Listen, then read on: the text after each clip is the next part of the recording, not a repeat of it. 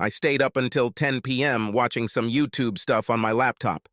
To the right was a queue of clips waiting to start playing. I was watching a clip of one of my favorite basketball players, Larry Big Al Johnson. The clip showed a long-range throw at the last second. A clean throw. With his long blonde hair pulled back into a ponytail, he looked like a movie star. I've known Big L since college. He was a famous player on the team, and he had an apartment in my building. We saw each other quite often, especially in the off-season. When he turned pro, he was drafted by the Wizards, the team closest to my home in Virginia. 3 years ago, he retired from the NBA. He is now a game presenter for Wiz TV. I watched his videos because I indulged in some nostalgia. The next video had nothing to do with basketball. It was a news clip. In it, Big Al danced with a beautiful blonde. They were at a club in Miami. The dance was overtly sexual. The blonde was my wife. The clip was filmed that evening and has just been published. The headline read, "Big Al, Another Conquest." I watched to the end, about 3 minutes. The dance ended and Big Al and Lee, my wife, were captured in a passionate full-body kiss. I downloaded the clip. I picked up the phone and called Lee's cell phone. Doesn't answer. After checking the time on the clip, I saw that it was filmed about an hour earlier and had just been posted. Lee was supposed to be at a business meeting in Miami, a 4-day conference with several people from her advertising firm. One of these people was my good friend Bart Kovacs. I called him. He replied, "Hello, Bart. This is Lee Martin. That's my name, but I call myself Marty." I heard a pause, then, "Marty, how are you?" "Not very good, Bart. Do you even know where Lee is now?" "Man, this is crap. So, she's with Big L?" "Bart, I need information. She has taken over YouTube. In the morning, my children will see it, and so will everyone else in the world. I need to know if she is having sex with him and has been having sex with him all this time. They stayed there for 3 days and were due back tomorrow afternoon. They got hooked on Tuesday when we arrived. We checked in and they got to know each other. Probably from college. She comes to meetings during the day, but he doesn't eat with us. Her roommate says she wasn't there for a single night. I'm guessing she's having sex with a guy. We all assume this. I'm so sorry, Marty. Me too. Will you see her in the morning? She has to catch a plane. I think I'll see. She comes to morning meetings, not breakfast. I think she might be at the hotel, just in some other room. Okay, tell her not to bother coming home. If she was even going to do it, he also lives here. I don't want to get into this with her. If she asks, I'll tell her. Fair. See you. Lee and I met in college when we were both in our 20s. We were in our penultimate year and were taking math classes. On the first day, I walked into class, looked around, and saw the most beautiful woman I had ever laid eyes on. She just sat and drew in her notebook. There were only 5 other students there, all boys. But she was sitting alone. I sat down at the desk next to her. She looked at me. Well, I see someone was smart enough to take this place. I was already wondering if I smelled something funny. I looked at the other guys. They were all nerds, and, most likely, very shy. I wasn't a nerd, even though I was in a math class. My height is 1.73 meters, weight 68 kilograms, brown eyes, brown hair. I don't look too bad. The women seemed okay with me, if not taken aback. I used to be told that I have character. I answered, "You don't smell funny, although I have to move closer to really tell." They're all shy nerds. Aren't you a botanist? I see. No, I'm Lee Moore. She extended her hand. We shook hands. I'm Lee Martin. When we get married, you won't even have to change the monogram on your luggage and handkerchiefs. How convenient, she smiled, and the teacher entered the room. After class, Lee and I walked together to the student union building. She was a green-eyed blonde, 6 feet tall, with an average figure, large breasts, and just the beautiful face of a girl from the next street. When she smiled at me, I was truly captivated. I said, "I bet you were surprised when none of the guys in class sat next to you. Because every guy would like to sit next to you." "Thank you." I was surprised. "Mostly I have to fight off guys. You took advantage of my insecurities, and now I really can't talk you out of it. I have another lesson in 20 minutes, but I'd like to invite you to dinner."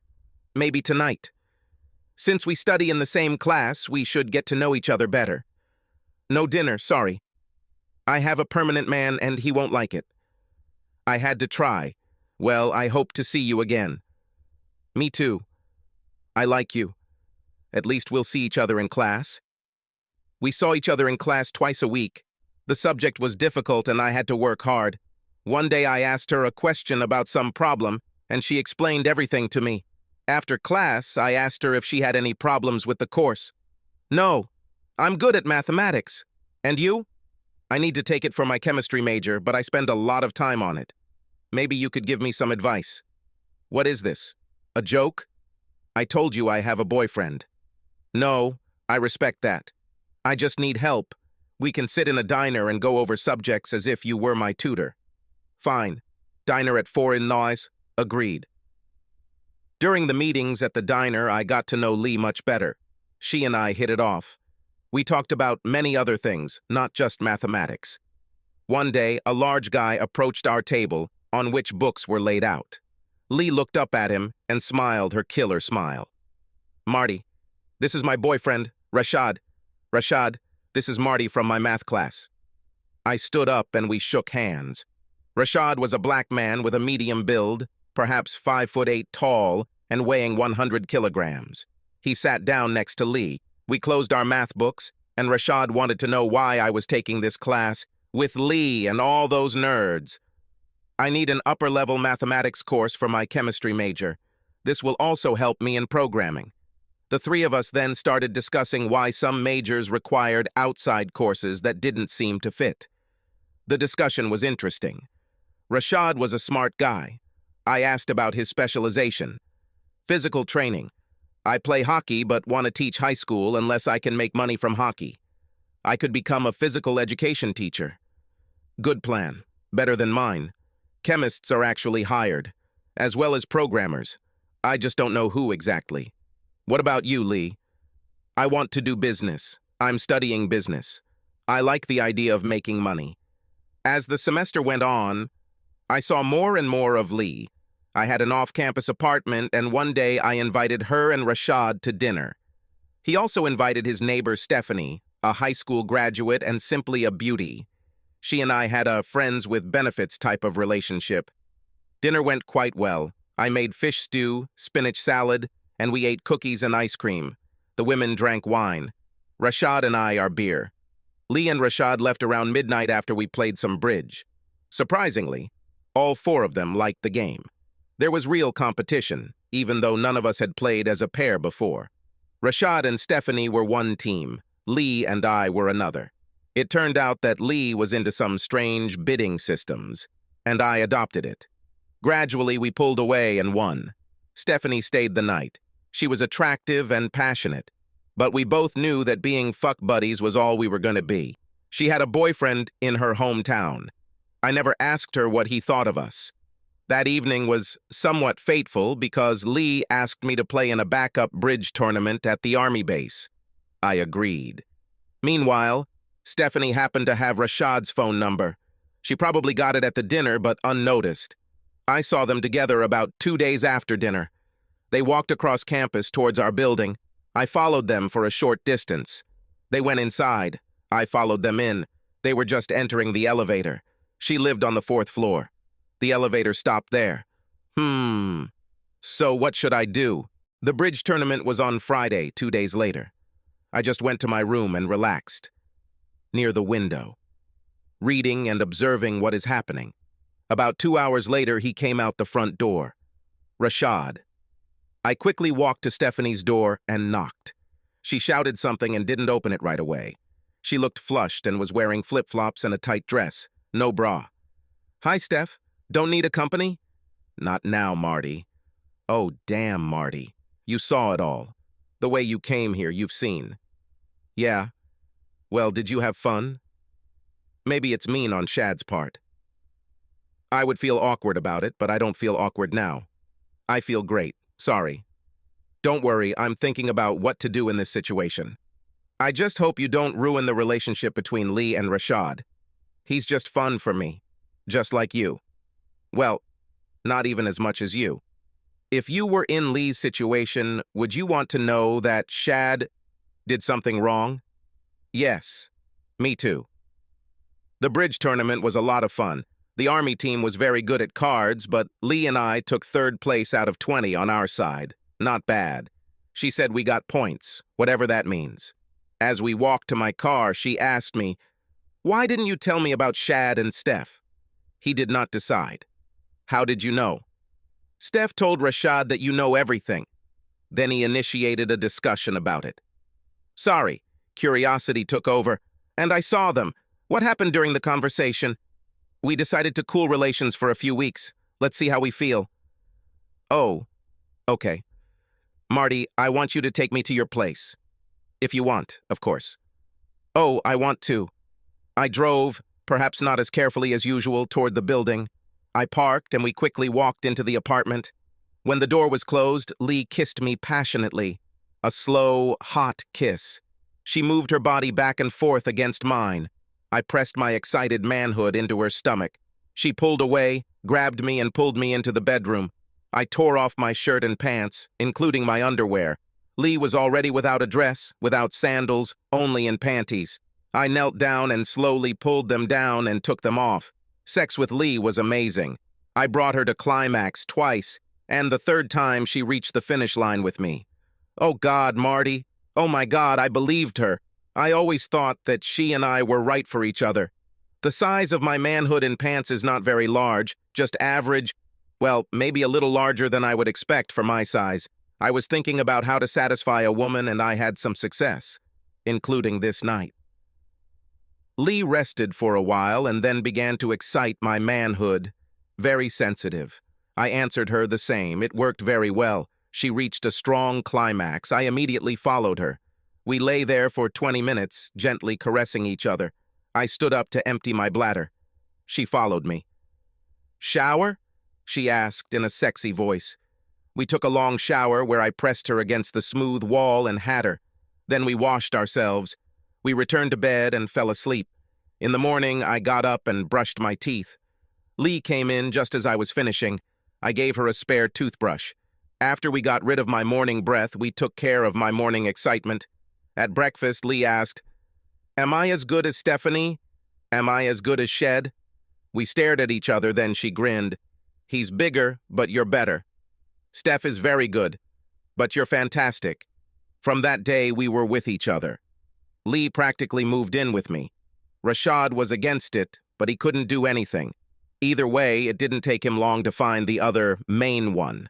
He also visited Stephanie often. During his senior year, Big Al moved into this building and also lived on the 4th floor. Sometimes I saw him with Stephanie. He didn't move in with her, but they were often seen coming and going together. We said hi and bye, until one day Steph invited us over for dessert. Big Al was there too. We had a pleasant evening. I thought Big Al was polite and smart, and perhaps a little too considerate of Lee. Perhaps Steph felt the same way since we were no longer invited. Lee and I got married at age 20, right out of college. I got a job in the government, in the Pentagon, as a programmer. Lee found a job at a public relations firm. She mainly did advertising for companies. Advertising was supposed to influence the government, senators, congressmen, and agency representatives. I inherited a house from my grandfather, not far from work. It was rented out and the lease had expired. We moved into it. The house had 3 bedrooms, a large kitchen, a garage converted into living space, and a finished basement. That's what needed to be worked on. I did this job with the help of one of my high school friends who had a construction business in Virginia. Lee became pregnant, and at age 22, we had twin daughters, Betsy and Linda. They're not identical, but they're just a pain in the ass. Lee took a year off, and I cut back on my work to give the twins the attention they needed. At the end of that year, I switched to contractor status, which meant I could work from home. Lee returned to work part-time. When the girls turned 4, she went full-time. By that time, I had established a daily routine with them, and work as a contractor was going very well. I made more money, but without benefits. Lee's work became increasingly intense, largely because she allowed it to. She had driven and achieved a lot. My work depended more on creativity. Some of this work went to the government. But something was directly for me. I had two new ideas for systems that I thought could be profitable. I've been fiddling with them for quite some time. Lee made good money. At the age of 13, the girls entered primary school. I was 35 and in good shape. I ran and played table tennis. I know, doesn't sound too onerous. Try it yourself sometime, against good players. Before I saw Lee on video with Big L, I would have said that our sex life was very enjoyable, at least for me. On the other hand, we have been together for 15 years. I didn't think we were stale, but I think Lee believed it. I looked up where Big Al lived, about 3 miles north of us. I was wondering if what I saw in Miami was something new, or if it had been going on for a long time. I also asked myself some other questions. I asked the girls to do a DNA smear, and I did it myself. This was the day after I informed them about the YouTube video. I felt I had to do this to protect them from being ambushed at school. It was Friday and they had to go to school. They had tests and group classes. At 10, Lee called. I saw it was her and let it go to voicemail. Marty, pick up the phone, Marty, please. Marty, I love you. I made a mistake. I'll be back this afternoon. Oh, damn. You could hear her sobbing. One of the improvements I made to the house was an electronic entry system. I changed the code. The converted garage lay idle. It was furnished. I carried Lee's clothes and other necessary things there. I just put everything there. My mother called, and so did Lee's mother. Everyone wanted to know what I would do. I didn't know, and I told them so. I opened Lee's Gmail account and scrolled through a month's worth of emails, old and new. I checked the trash can. No contact with Big L. There were a few emails about work and a conference. One or two gave some kind of tip, but only from a guy from her work who was also going to Miami. Lee's plane was scheduled to land at noon. I didn't answer any of her calls. I asked to go to a friend's airport to keep an eye on who was getting off the plane and the whole situation. He saw Lee go out with her work contingent.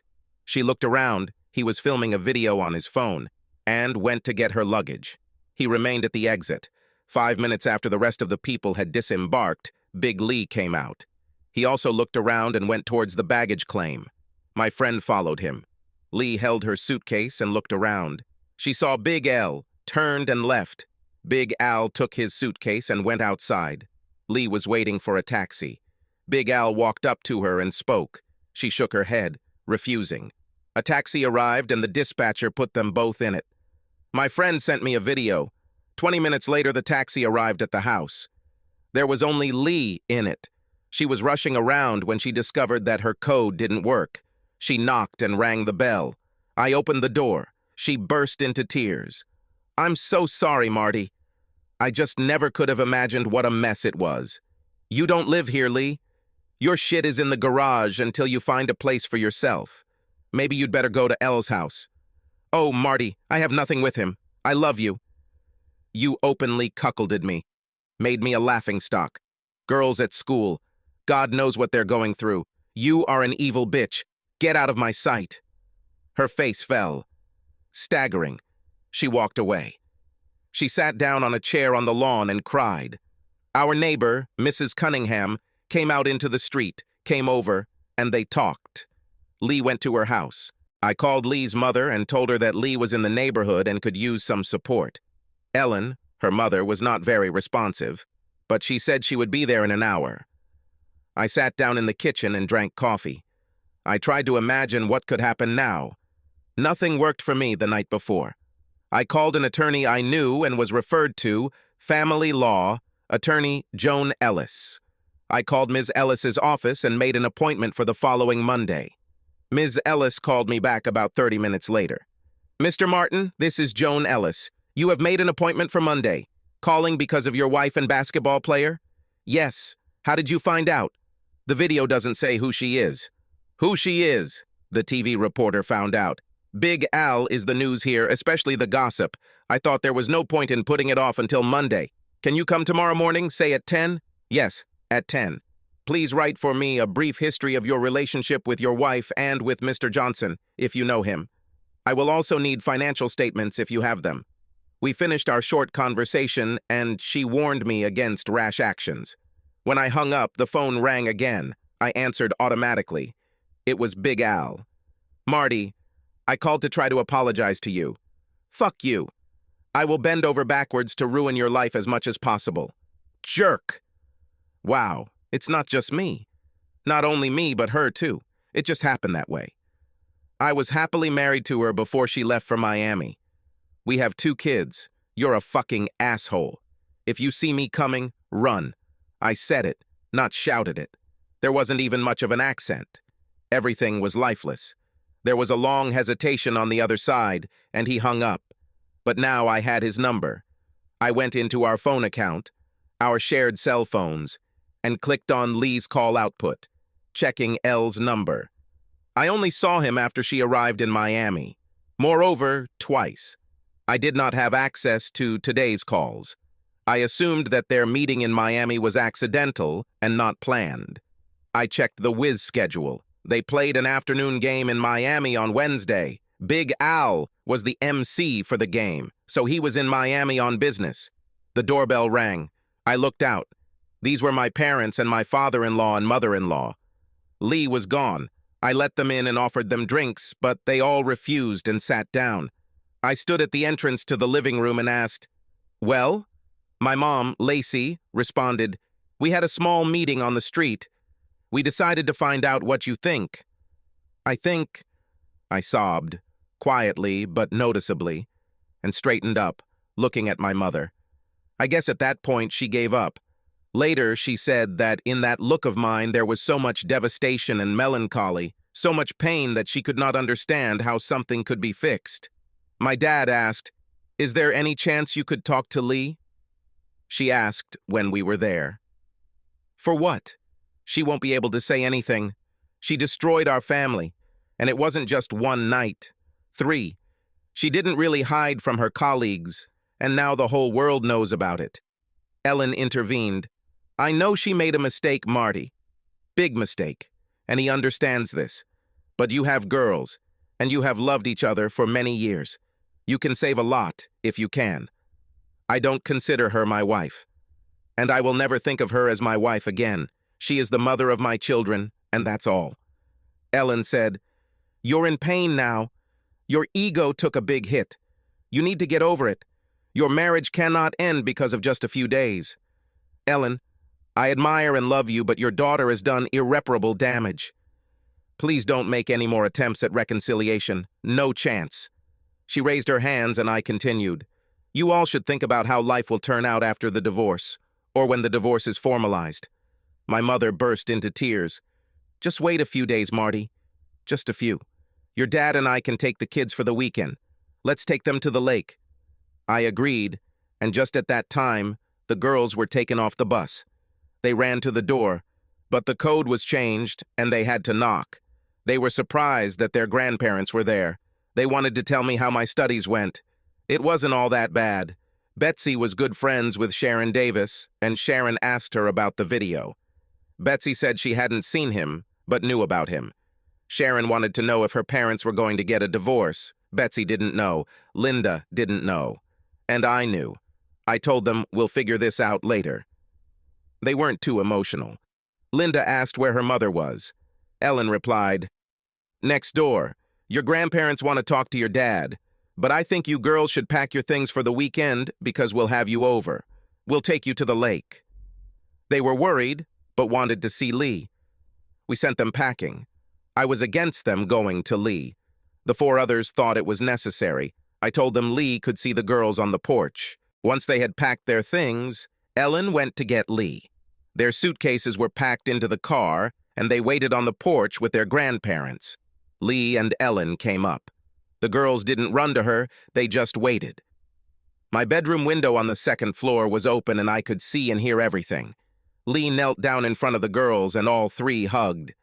"Mom," Linda asked, "what have you done?" How could she have sex with this guy? The last one was said with a sob. "I just made a very bad mistake. I have to try to understand why, but I still love you girls and your dad very much." Betsy was not impressed. She was the tougher of the 2. "If you loved Dad, you wouldn't be able to do this. You put it all on video. How could you do this?" Now she was crying. Lee began to cry. I am so sorry. It's a pity. It was a bad mistake. Lee hugged Linda, and Betsy pushed her away. Lee stood up and ran to her father's car. My parents put the girls in their van. Everyone went in different directions. I just sat on my bed, stunned and saddened. Then he got very, very angry. Anger seethed inside me. Lee, on Larry. I was thrashing around and screaming, and then I went down to the basement and started hitting the bag that was hanging there. Every blow was aimed at Larry or Lee. When I was exhausted, my hands were red and bleeding. I decided that they both should suffer, no matter what.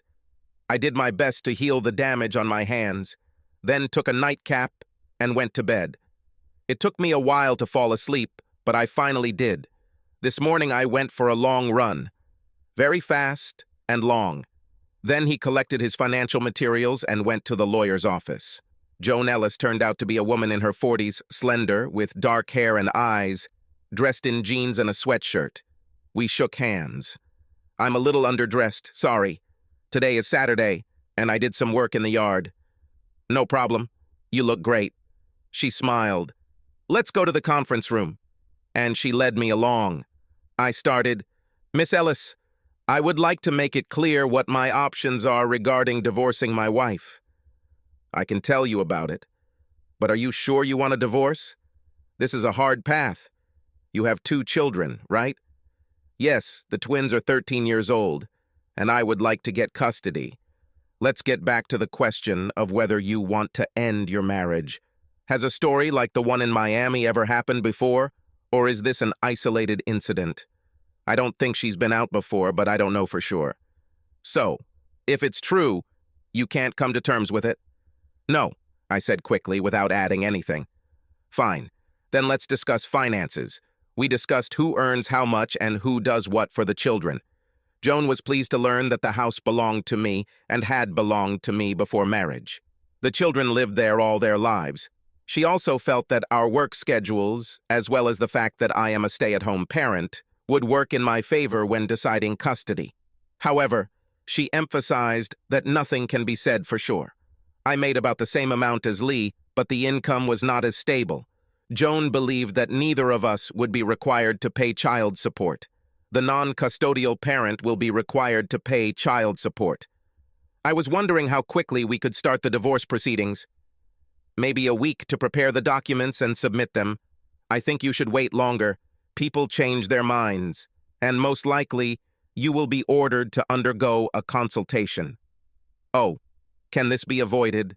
I wouldn't want to ever talk to her one-on-one. You will have to have these conversations. Maybe we can keep them to a minimum. I noticed that your hands are bandaged. Why? I was a little angry last night, so I took it out in a heavy bag. Forgot to put on gloves. Well, at least you didn't visit Mr. Johnson. Or your wife. Speaking of which, is there a way to sue him for this? He must pay. In this state, there is currently no way to sue for adultery or alienation of affection. It used to be, now it doesn't. I also looked up Florida law. There is no such possibility there either. He must pay. Now my voice has become even. This seemed to frighten Joan. Let me see what I can do. Just no violence, please. No promises. The guy has to pay. I won't be able to sleep if he comes out of this without consequences. Mr. Martin, I must tell you that although what you tell me as your lawyer is confidential, if I know in advance that you are about to commit a violent crime, I may have to report it. Or not. Joan, you will never have such knowledge.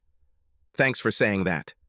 I signed an agreement with her and paid the fee, telling her to have the documents ready as soon as possible. When I got home, it was already noon, and when I walked in, my father, Leland, called. Hello, how are you doing today? Fine. I just came from a lawyer. Oh, hurry up. And what did he say? She and I discussed what would happen in the event of a divorce. Marty, you need to hold off on this. Do not rush. The decision is really important, and you shouldn't make it in a hurry. Dab, as soon as Lee let that bastard fuck Hare, she was history. The fact that she did it over and over again makes it even worse. But once is enough. Your mother thinks she hurt you so much that there is no hope. I think she might be right. But still, I want you to slow down. At least once, Lee should have a chance to explain everything. What do you think she could say that would make me change my mind? There was no answer for some time, and then, okay, I can't think of anything. Which is what needs to be proven. We discussed the girls' moods and their emotions. Linda was very sad and moping. Betsy was angry and had difficulty controlling herself. Mom works with both of them, tells them that they are not losing their parents, that they will always have both parents. We took our leave. The home phone rang. He doesn't have a caller ID. I let it go to voicemail. It was Lee. Marty, if you are here, please pick up the phone. I need to talk to you. Marty, I need this. Please. I screwed up and I know it. You're the only one I know that I can talk to about anything serious. And will I lose you? No, please. I know how angry you must be. Confused. I'm really sorry. There was a lot of sobbing and she hung up. While she was saying this, I cried. And then he went down again. This time I wore gloves. It still hurt, and I hit and kicked the bag until I was exhausted. I went upstairs and took a shower. I think some guys get drunk in these situations, but I use a bag or run. I decided to think about how to fuck Larry. I have one thing that keeps coming to my mind. The gun that was found. I have owned 2 registered pistols, a .45 caliber revolver and a .40 caliber S&W pistol. But one day while jogging, I saw a sparkle in the tall grass. It turned out to be a Taurus self-loading pistol, .380. I took it for myself. It was charged and working. I cleaned it, and as I did so, I noticed that the serial number had been erased, which meant the gun was illegal. And still I kept it. One day I took him to the shooting range, and he seemed to shoot accurately. I kept thinking about how I could shoot Larry with it. But I had girls, and I would never want to end up behind bars, especially because of this asshole. I pushed these thoughts aside. I felt that now was not the time for Lee and I to talk. I knew that sooner or later we would have to talk face to face. But now the thought of meeting her made me almost feel ill. I was sitting in the house alone. A feeling of deep despair came over me. It was as if they had thrown a heavy blanket over me, pinning me to the sofa. It was difficult to breathe. Suddenly fear gripped me and I quickly jumped up from the sofa. If someone had seen me then, they most likely would have decided that I was completely crazy. I knew I had to move and went for a brisk walk. She led me to Larry's house. I didn't linger there, but noted that there seemed to be very little security there. The house was large, new, close to the street. There was a basketball hoop in the driveway. There is no car, but there is a large garage behind. I walked past it, made a loop, and walked past it again, taking a few photos with my phone. Next, I walked past Lee's parents' house, further north. Their cars were parked at the entrance. Lee's car was still in my garage. I hurried on, went into the store, and bought a prepaid cell phone and a Diet Pepsi. Eventually, he returned to his home. It was 3 o'clock on Saturday afternoon. I went into the house and made myself a sandwich, but I probably ate 3 slices. As soon as I stopped moving, the feeling of suffering came over me again. I took out the .380 and drove out of town, where my friend has a couple of hectares of land with an open shooting range. There is no one there. He and his family are in Florida. I shot 2 boxes of cartridges from the pistol. The gun is inexpensive but functional, and is a little heavier than a good gun would be. On the way home, I stopped at the pharmacy and bought 2 neoprene thigh wraps. Returning home, I constructed a body bandage that held the .380 caliber in the lumbar region. I tried running with it and everything was fine. My cell phone was off all day and I didn't respond to emails. I turned it on. There were 11 voicemails, 20 or so text messages from family, colleagues, and friends, and numerous emails. The voicemails were from Lee, Ellen, and my mom. They all said pretty much the same thing. Please contact us, we need to talk. The text messages were very similar. Some of them were from my father, and 2 were from Lee's father, Milt, one just a few minutes ago. The messages from Milt were not like the others. In the first, he apologized for Lee's actions and for failing to raise a responsible daughter. In the second, he asked if I wanted to talk to him away from women. I called him and the call went to voicemail. I didn't leave any message, but 3 minutes later he called back. "Marty, I needed to go for a walk to free myself." "What's happened?" "I saw you wanted to talk, Milt. Can we meet somewhere?" "How about Raymond Park, near the Hops Court?" "Okay. In about 30 minutes?" "It'll do." I put on my jeans and put the 380 in my pocket in case I saw Larry, who lived a half-mile from that park. I drove for about 10 minutes, just walking past Larry's house. I was in the park early, as was Milt. It's a small park, and there aren't many people there. We shook hands and sat down on a bench to the side of the court. Milt said, "I wanted to make sure you were okay. From what Ellen and your mom said, I was worried." "I'm not okay, Milt. I feel like worse than ever before. That's how I feel." "Well, I can remember how my mother died. It took me a year to get back to normal. I just kept working, day after day. This is what you should do too." "Yes, it's easy to say, but damn hard to do. And only 1 day passed. If it makes you feel any better, Lee is almost catatonic. She hasn't eaten since she came to our house, and she probably said 3 sentences. We are thinking about calling her for help. Actually, you look a lot better than her. This is probably due to guilt. She has it, but you don't. I'm sorry to hear that, Milt, because the twins will need her, need their mother. I don't understand why she is so amazed, because she did everything openly. Did you really think that no one would know? That I wouldn't know? I cannot believe it. Sooner or later, even without YouTube, one of her employees, some of them my friends, would have caught wind of it. I don't think she was thinking straight at all. I think she may have suddenly found herself in a strange situation, away from her family, and being stalked by a celebrity. So I succumbed to feelings that, in a normal situation, I would have suppressed.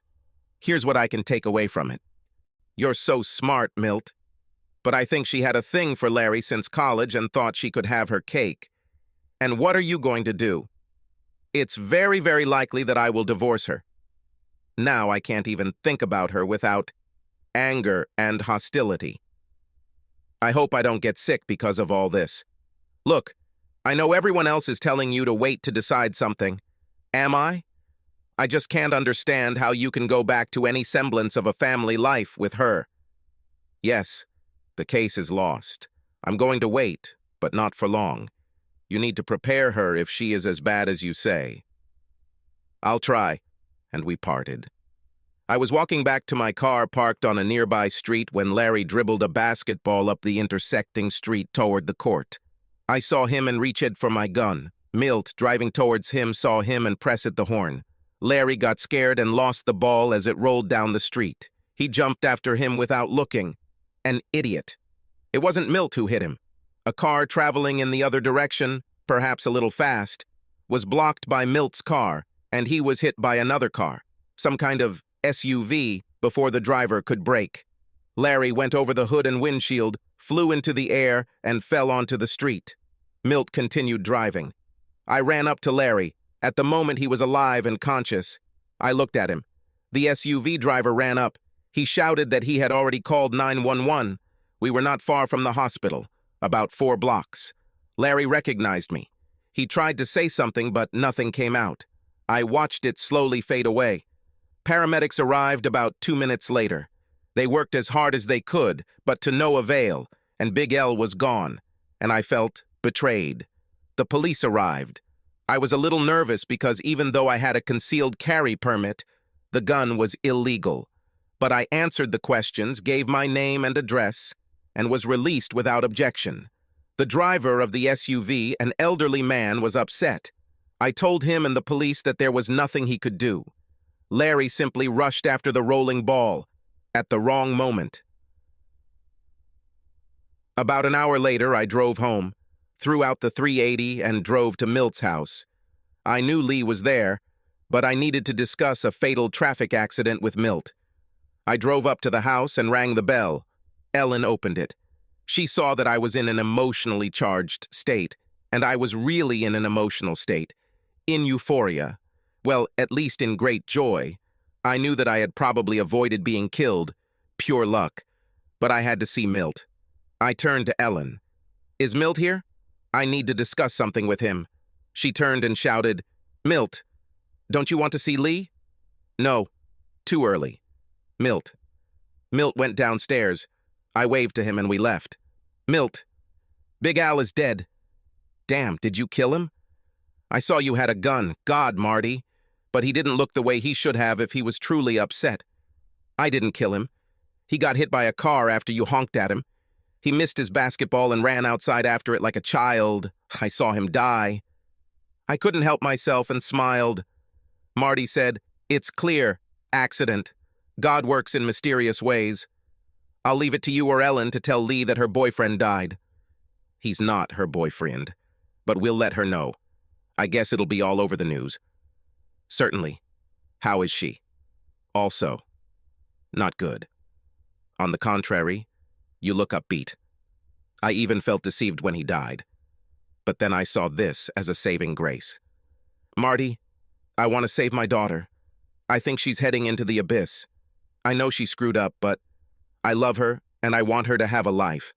Therefore, I ask you, if you see a way, at least do not interfere. Maybe later you can lend a helping hand.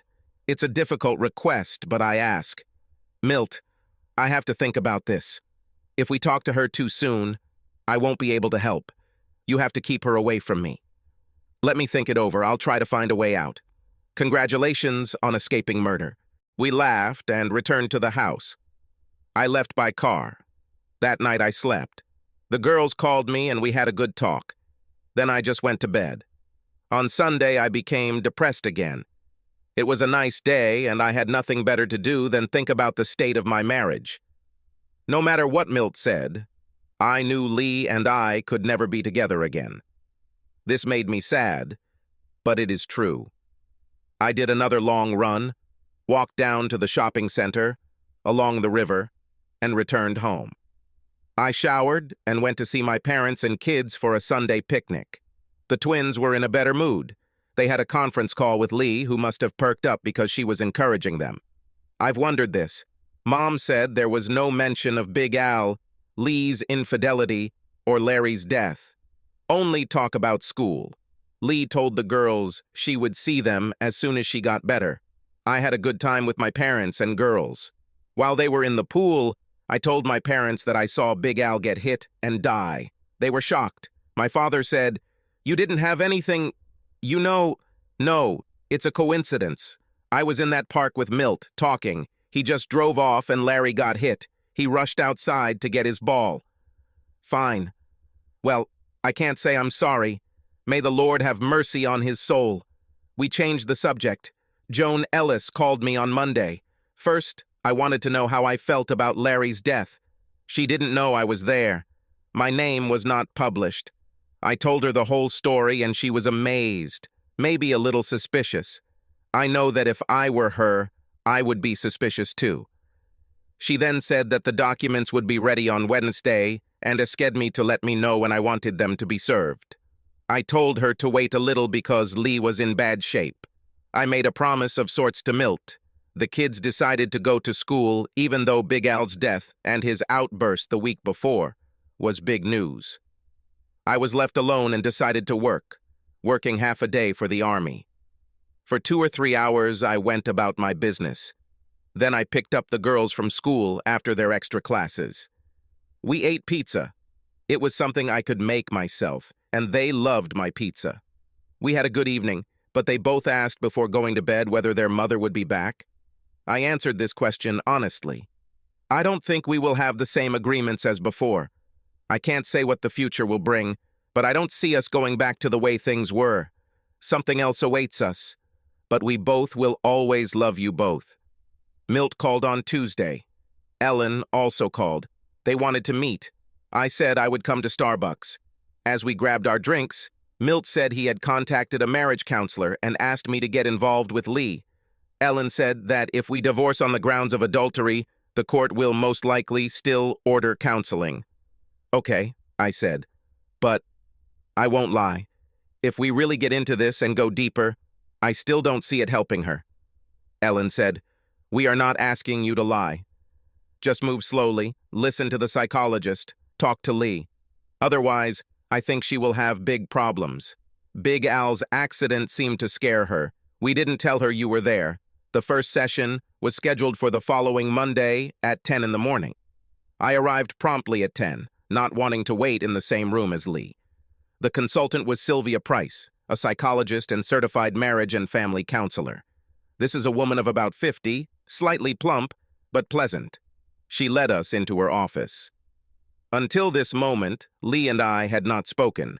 She looked unwell, was pale, and constantly rubbed her hands. Dr. Price informed us of the nature of her practice, which includes working with cases of adultery. She asked me what my goal was in counseling. I would like to move forward in life.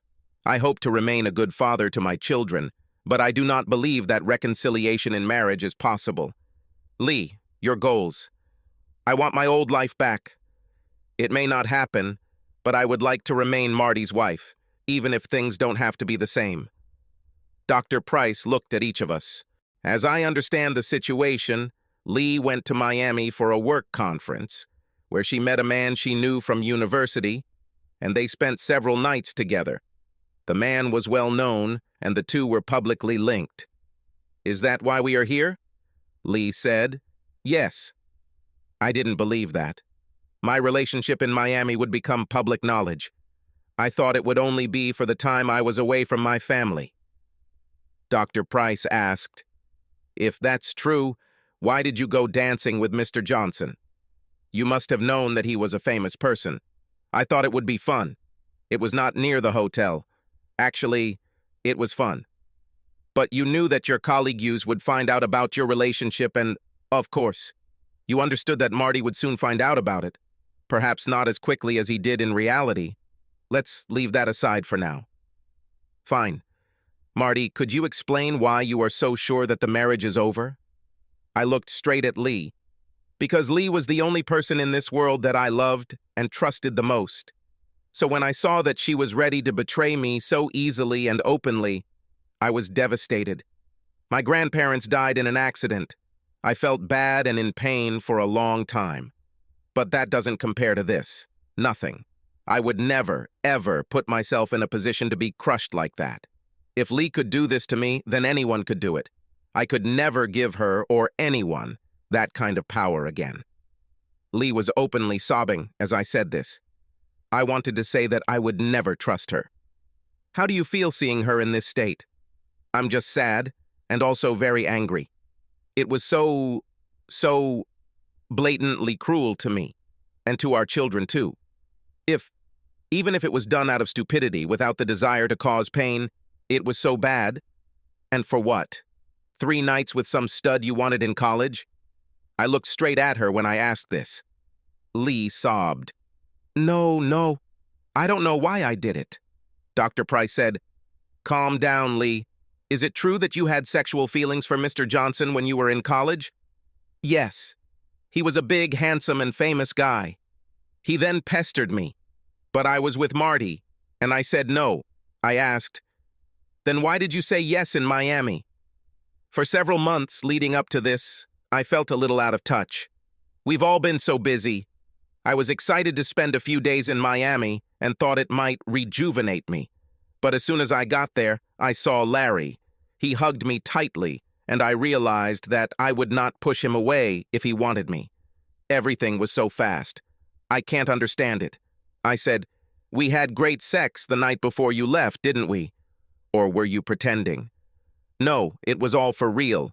It made me tingle the entire flight. Crap, I feel so bad. Lee was crying again. My tears flowed too, but my boiling anger also returned. I didn't believe I could hold him back, so I got up and went to the outer office. I was about to hit the furniture when Dr. Price came out. Why don't you go down to the men's room for a minute? I can talk to Lee alone. Then I can talk privately with you. That's exactly what I did.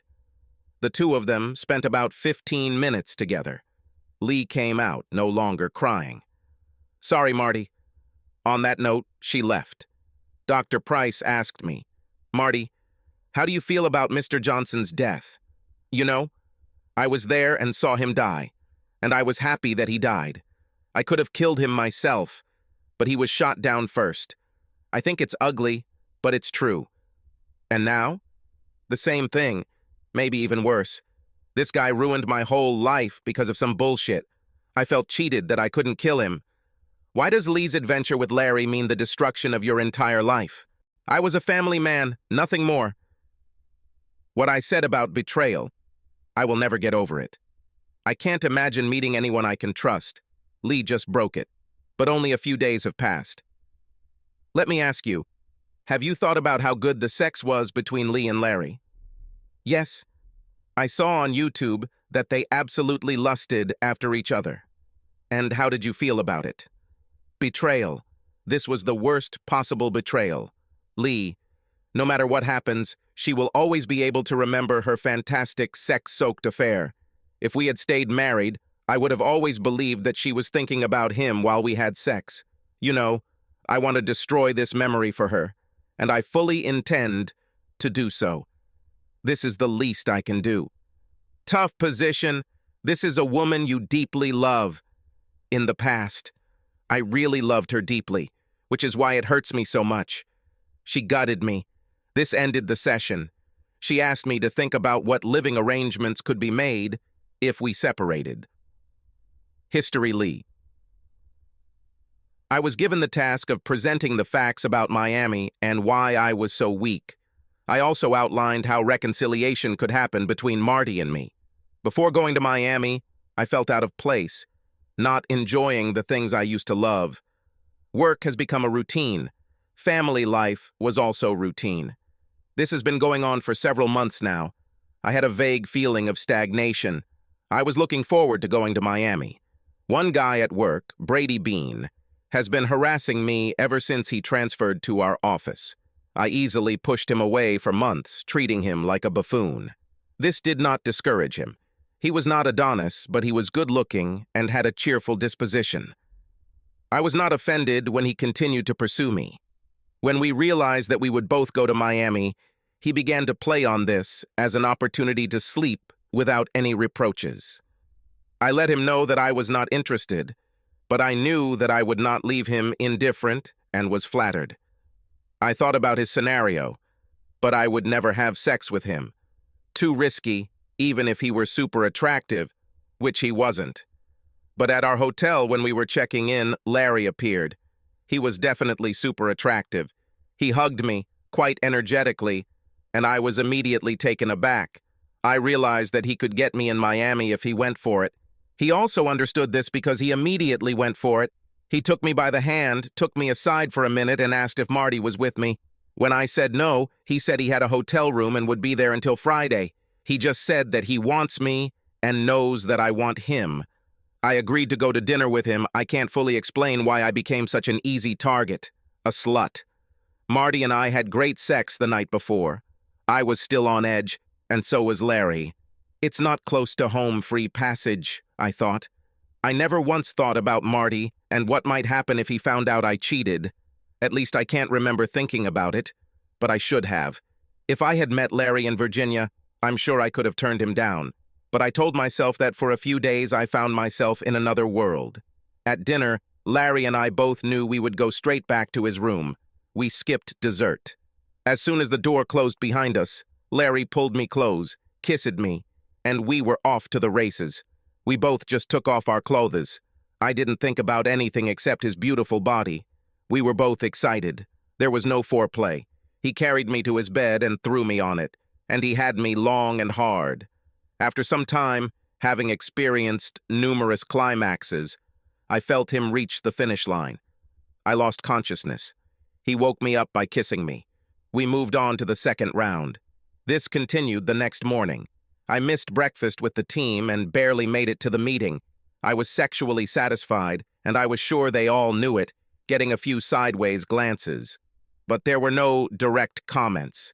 I thought that one of them might call Marty, but I dismissed the thought. They don't know anything. They just guess. Sex with Larry was the best experience of my life.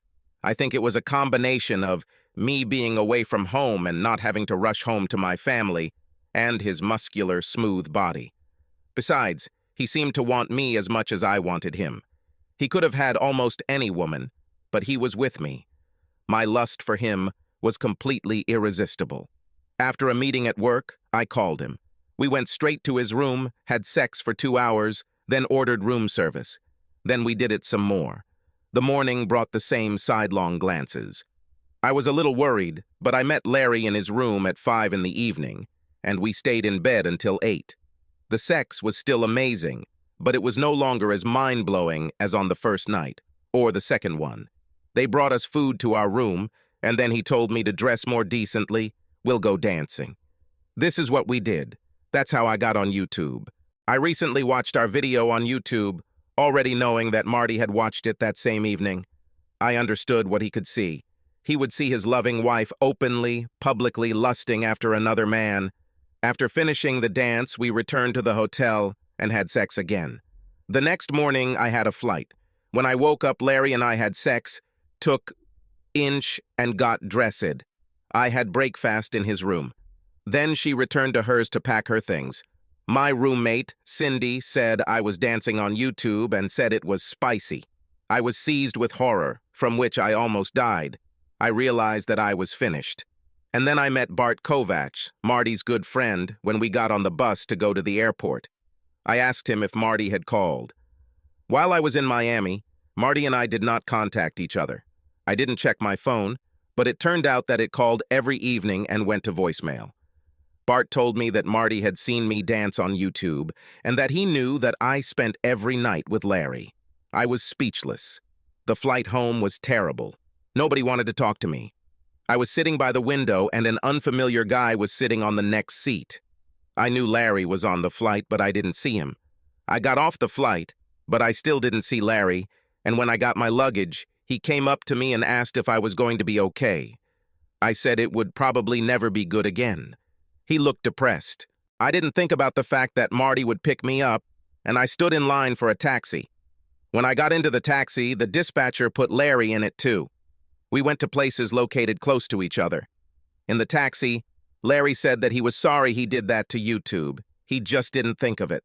I said I didn't really want to talk and asked the taxi driver to drop Larry off first. I went home and couldn't get into the house. When Marty opened the door, I saw how devastated and angry he was, and I ran away. Since then, I have lived with my parents.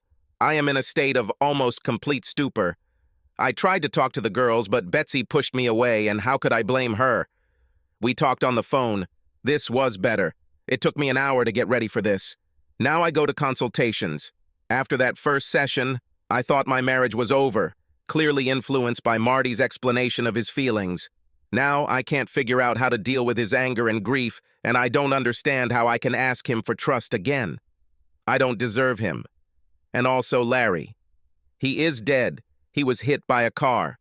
When my mother told me about this, I was so sorry. When we were in a taxi, he asked me to call him. To tell the truth, I could have called, but he is no longer there. Because of this, I feel another emptiness.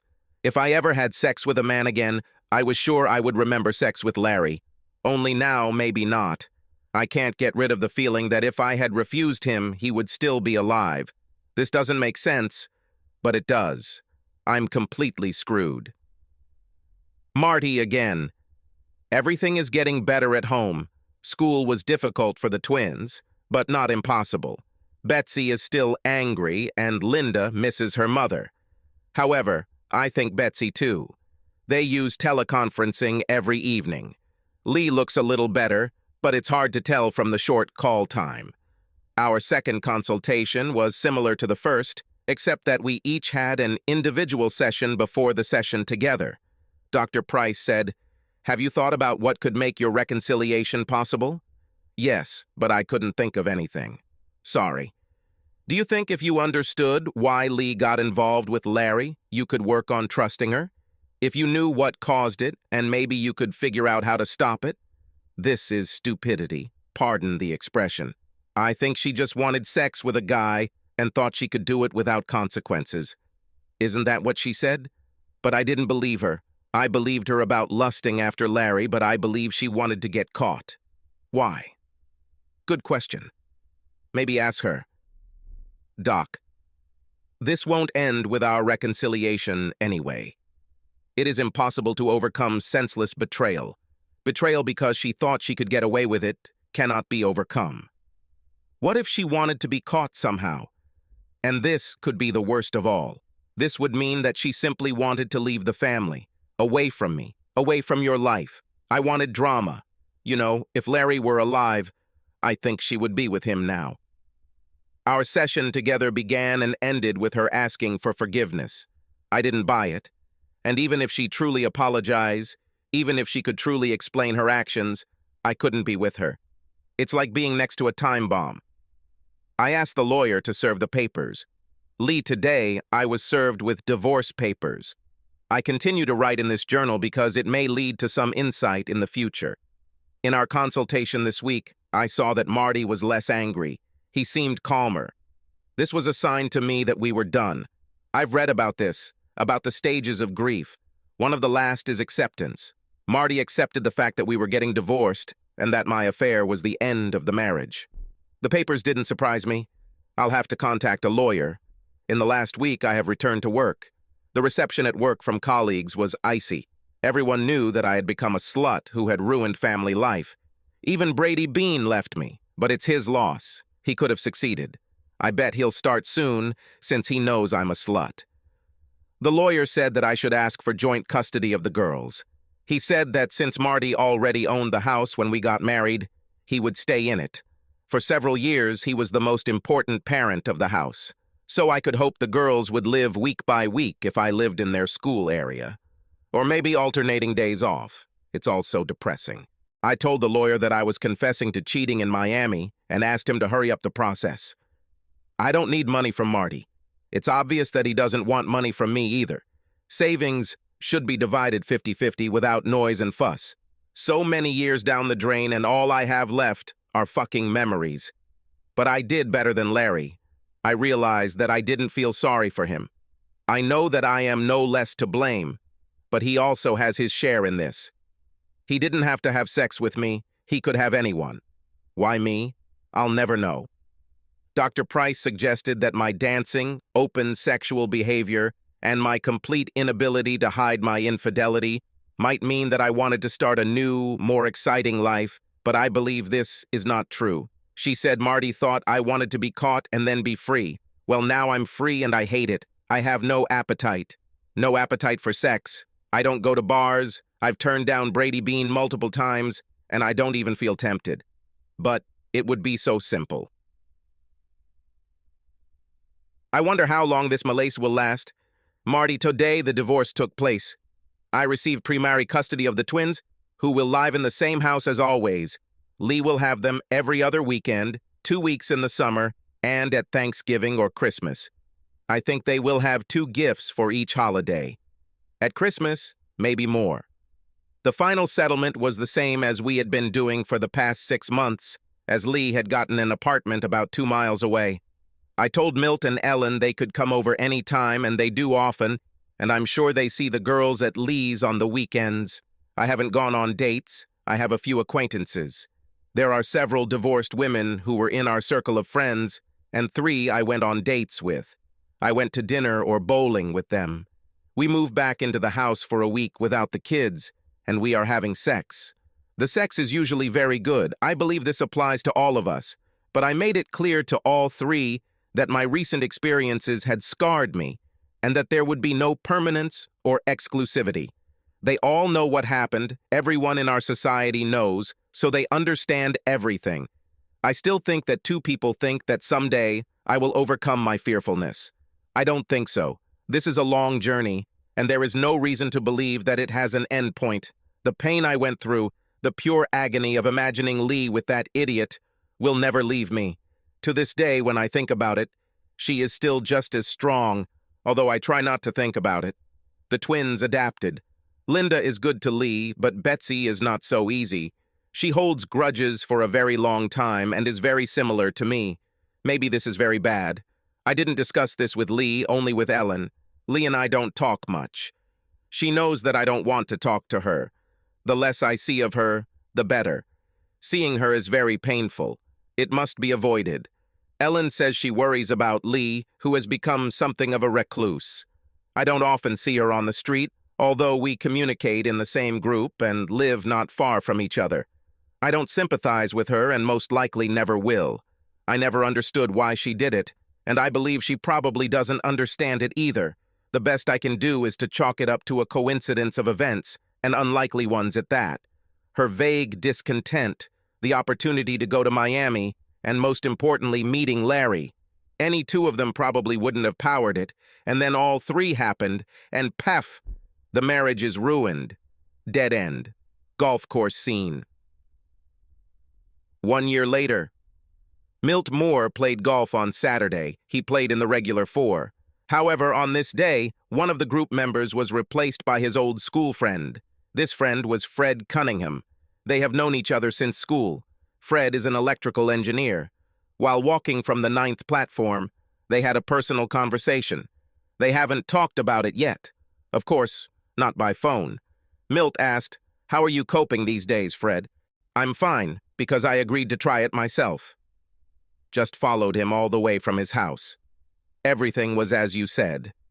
He always went to play on a Saturday afternoon if he was in town, and even after he retired he wanted to play. I sympathized with him. I read about it in the Post. I couldn't believe it when he rushed into the street. This was such a big decision for me, and it was accepted so quickly. I just did it. If he hadn't done this, I might not have been able to turn to him. Your horn startled him. But I'm sure you were shocked after that. I know I was. It worked not only perfectly, but even more than perfectly. Marvelous. It's almost as if God intervened to protect Marty. I was certainly shocked to see him die. I called 911 and Marty... Was it Marty? He was right there. Why? I thought, if this works, he should see it for himself, as some kind of closure. He later said he felt cheated. I knew he would kill this guy. Sooner or later, he will do it. He had a gun with him then, and I wanted my granddaughters to have a normal father. Family. I knew that Lee, well, she could do something rash if Marty was arrested, and it would be her fault. But did he deserve to die? Hard to say. But Marty and the girls certainly deserve to live. Lee, too. The two old friends never spoke on this topic again. They walked down the aisle next to each other. Subscribe to our channel so that your second chaff doesn't cheat on you, and go ahead and listen to the next story, because this story is nothing compared to the next one. If you're under 18, don't even think about listening to the next one.